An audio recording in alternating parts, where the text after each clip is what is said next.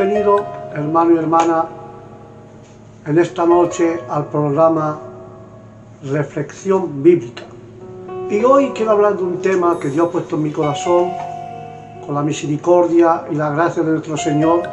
Y el tema se puede llamar de esta forma: ¿por qué parece Dios tan enojado en el Antiguo Testamento y tan enamoroso en el Nuevo Testamento? Aleluya. Y esto es lo que quiero compartir con ustedes, este trozo de reflexión que está escrito en la palabra, con la voluntad del Señor. ¿Por qué Dios parece tan enojado en el Antiguo Testamento y enamoroso en el Nuevo? Cuando leemos el Antiguo Testamento, muchas personas tienen la expresión de que Dios es un Dios de ira y de juicio. Pero en el Nuevo Testamento encuentra a un Dios de amor. ¿Por qué existe esta diferencia en las Escrituras? Esta pregunta ha inquietado a los cristianos durante muchos años. En el periodo de los padres de la Iglesia, Marción señaló este problema que surgió, que el Dios creador del Antiguo Testamento era un ser inferior al Dios y Padre de Jesús. Se propuso eliminar del Nuevo Testamento toda la influencia de este Dios creador judío. Pero los evangelios, hermanos míos, como en el libro de Mateo, ¿por qué el creador era malvado? Terminó con una versión abierta de Lucas como el único evangelio que deberíamos usar. Pero la respuesta de la Iglesia fue rechazada a la enseñanza de Marción. Con herida nombra todos los libros que ella aceptaba como integrante del canon y declara que todos fueron inspirados por el único y mismo Dios. Aleluya. Sin embargo, la pregunta de Marción sigue vigente. La verdad es que no existe ninguna diferencia entre la imagen de Dios presentada en el Antiguo Testamento y en el Nuevo Testamento, porque Juan lo señala cuando lo afirma: a Dios nadie le ha visto jamás. El Dios único, el que está en el seno del Padre, Él le ha dado a conocer. Lo que Juan está indicando es que lo que se ve en Jesús, precisamente el carácter del Padre, el Dios del Antiguo Testamento. No hay diferencia entre ellos en el carácter a conocer. Uno es conocer con anchura, y así que Jesús no es más amoroso que el Padre, y el Padre no es más juzgador que Jesús. Todos los escritores del Nuevo Testamento ven una continuación similar entre el Dios del Antiguo Testamento y el Dios que experimenta por medio de Jesús.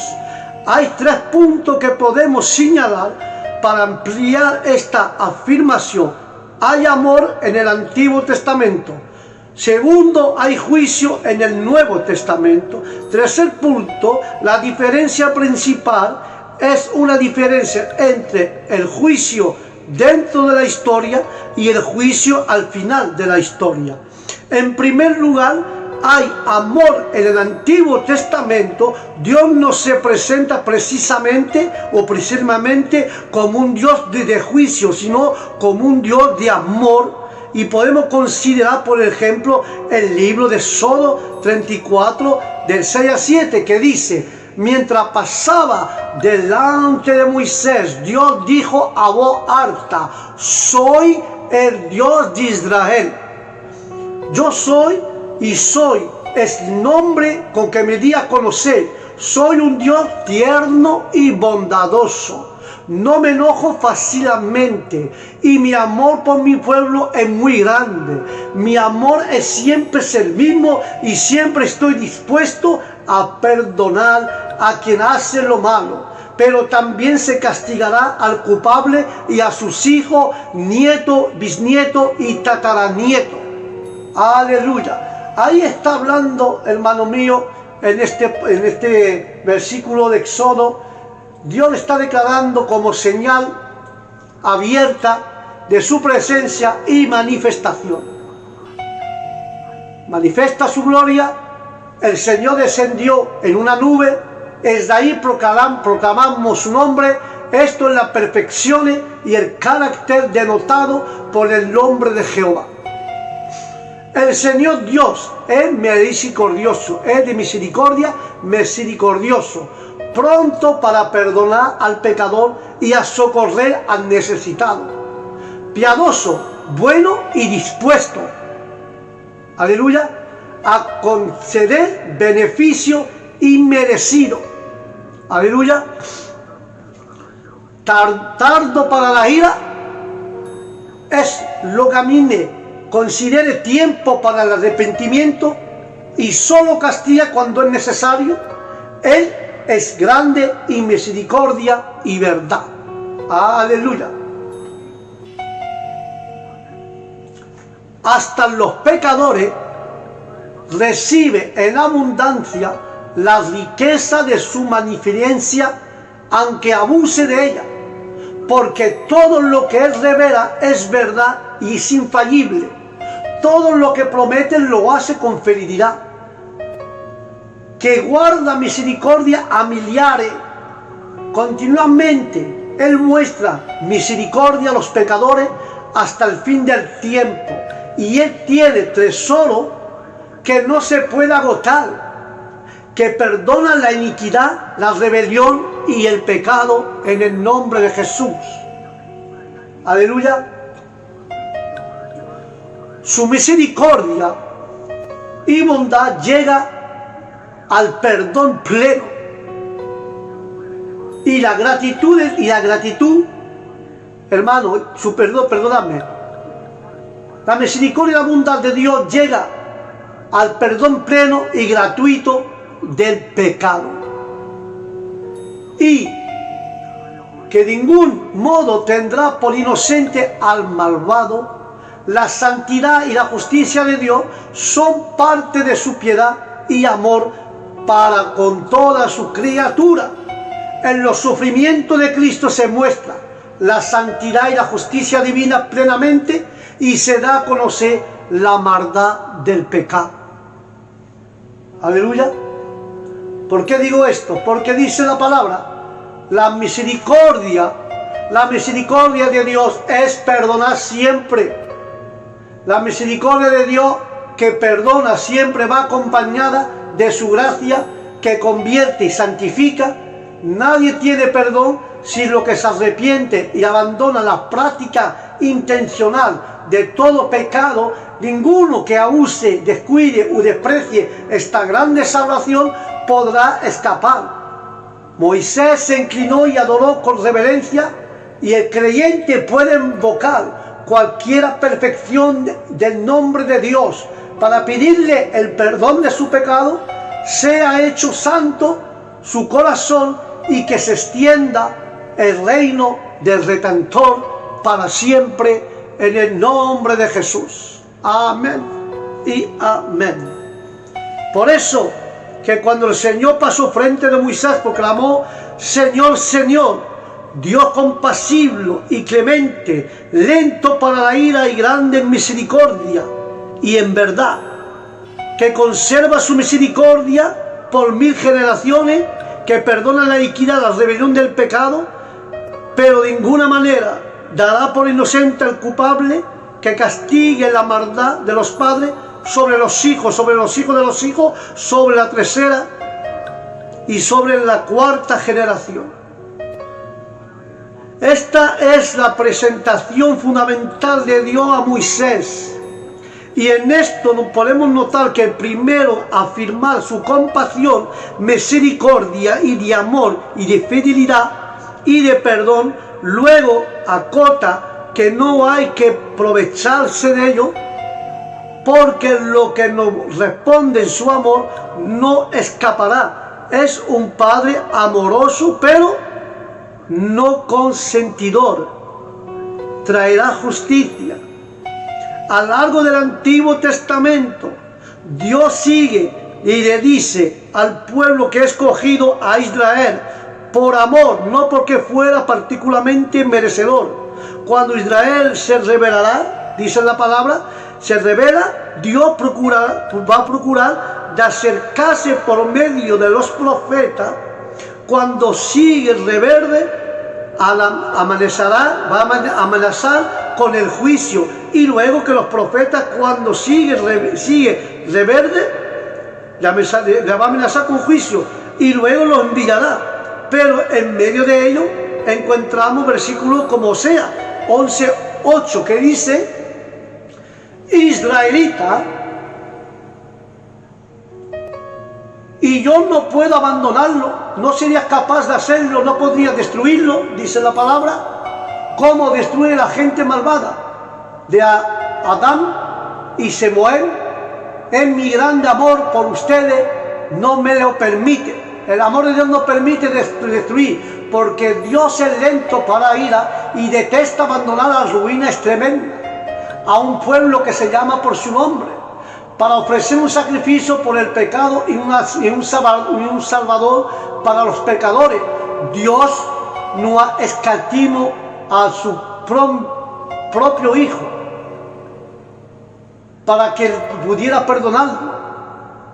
Este es el lenguaje día de su presencia, pero cuando los hombres le piden por pecar, viene el gran día de su ira. La compasión del hombre nada son comparadas como la tierna misericordia de nuestro Señor, cuyo pensamiento y camino para recibir pecadores arrepentidos. Dios quiere recibir los pecadores arrepentidos. Están tan encima de nuestro como el cielo está por encima de la tierra. Dios sabe perdonar a los pobres pecadores. Él es el fiel, justo, para perdonar nuestro pecado, y de ahí que declara su justicia. Ahora que Cristo ha comprobado y ha comprado el perdón y le ha prometido, el santo temblor delante de la palabra de Cristo nos levantará y nos llevará a Él y nos alejará de Él. Cuando urge como león, trembla los esclavos y huyen de Él. Los hijos tremblan y huyen de Él. Todo lo que acude al llamado del Evangelio tendrá un lugar y un hombre en la iglesia del Evangelio. Los servicios religiosos de Israel eran solo hipocresía, pero en Judá hubo consideración por la ley de Dios y el pueblo siguió a su piadoso antepasado. Seamos, hermanos míos, fieles.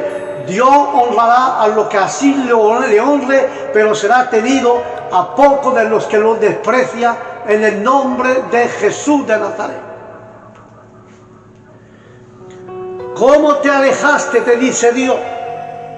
Porque la situación angustiada a Dios, por una parte la justicia exige que te lleve a cabo el juicio, por otra parte su corazón amoroso está quebrantado por su pueblo y no soporta ver su dolor, su destrucción. Por eso que el libro de Osea se presenta como el esposo de una mujer adúltera. Lo que desea hacer es tomarla en sus brazos, pero no puede pasar por alto su conducta, porque su plan es un juicio final, sino un juicio que haga volver su corazón hacia Él, para que pueda restaurar su familia en el nombre de Jesús de Nazaret. Por eso, en esta actitud de Dios, no es solo para con Israel. Cuando leemos el libro de Jonás 4:2, podemos leer lo siguiente: ya lo decía yo, mi Dios, Ya lo decía yo, hiciste lo que pensé y haré cuando aún estaba en mi tierra.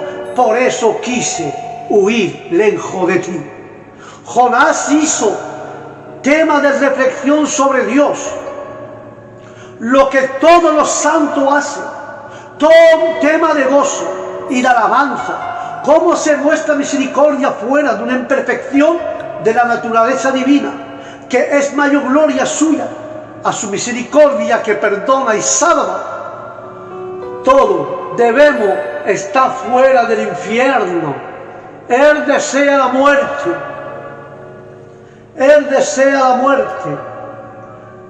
Este es el lenguaje de la necesidad, de la pasión, de la corrupción intensa, surge en Jonás. Jonás, resto de un espíritu orgulloso y nada caritativo que no esperaba ni deseaba el bienestar de los nivitas, sino que solo había venido a declarar y a presenciar su destrucción en el nombre de Jesús de Nazaret. No se había humillado, hermano, deliberadamente por su propio pecado, ni estaba dispuesto a confiar en el Señor con su crédito y seguridad. Con este estado mental despreció el bien del prójimo para lo que le había sido un instrumento y la gloria de misericordia divina. Pero a menudo debemos preguntando, ¿está bien hablar así o hacer así? ¿Puedo justificarlo? ¿Hago bien en enojarme tan rápido, tan a menudo, por tanto tiempo, y hablan mal a los demás de mi enojo? ¿Hago bien a enojarme con la misericordia de Dios para los pecadores arrepentidos? Eso fue el delito de Jonás. ¿Hago bien a enojarme con eso para que sea para la gloria de Dios y el avance de su reino? Que la conversión de los pecadores, que es el gozo del cielo, sea nuestro gozo y nunca nuestra tristeza, en el nombre de Jesús de Nazaret. Y voy a concluir con esto, hermanico mío.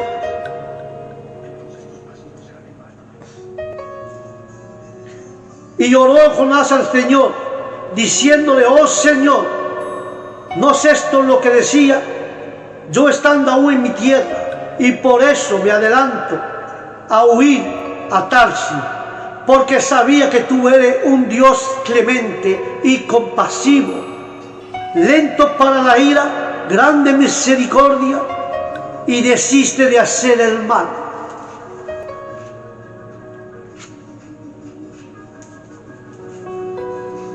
Y Jonás no le gusta la misericordia de Dios para con Nínive. Aparentemente no tenía problema en anunciar la destrucción de Nínive. Y en 40 días, pero cuando el pueblo se arrepiente y Dios le perdona, se le molesta. Esto no es una revelación nueva para él, porque dice: no esto es lo que decía yo. Parece haber esperado que si no daba la advertencia del pueblo de Nínive, no se habría arrepentido, ni habría sido destruido. Pero Dios lo hizo dar por advertencia para que se arrepintiera y no pudiera perdonar. La queja de Jonás es que la siguiente: era demasiado bueno, demasiado amoroso, demasiado perdonador. Así se presenta Dios en relación a una violenta nación pagana como Asiria. Y Jonás y Osea también provende indiciando para leer todos los pasajes acerca del juicio del Antiguo Testamento. Dios no está en el negocio del juicio, sino en el negocio del perdón. Sin embargo, no puede perdonar a lo que se arrepiente. En consecuencia, a enviar profetas para avisar a la gente del juicio que vendrá inevitablemente, en la esperanza de que la gente que se arrepiente y no tenga que enviar el juicio cuando la gente mata, rechaza a los profetas, con frecuencia, había más. Puede pasar década o hasta siglo antes de llegar al punto de reconocer que si la justicia ha de tener significado, debe enviar al juicio a que no sea o desea hacerlo. Aún entonces, con frecuencia envía una promesa de restauración junto con el juicio. Todo buen padre sabe que tarde o temprano debería castigar al hijo, pero ningún padre lo disfruta. Hasta aquí la primera parte del Dios tan enojado en el Antiguo Testamento. La segunda parte lo vemos la próxima vez, hablaremos tan amoroso en el Nuevo Testamento.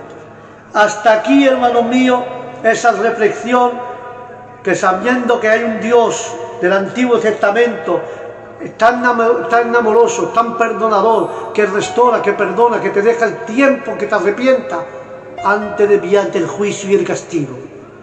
Reflexiona si has pecado, si has hecho cualquier cosa. Dios tardó para la ira y grande misericordia. Que la paz de Dios os acompañe, que Dios os bendiga de gran manera. Os digo al próximo programa. Shalom.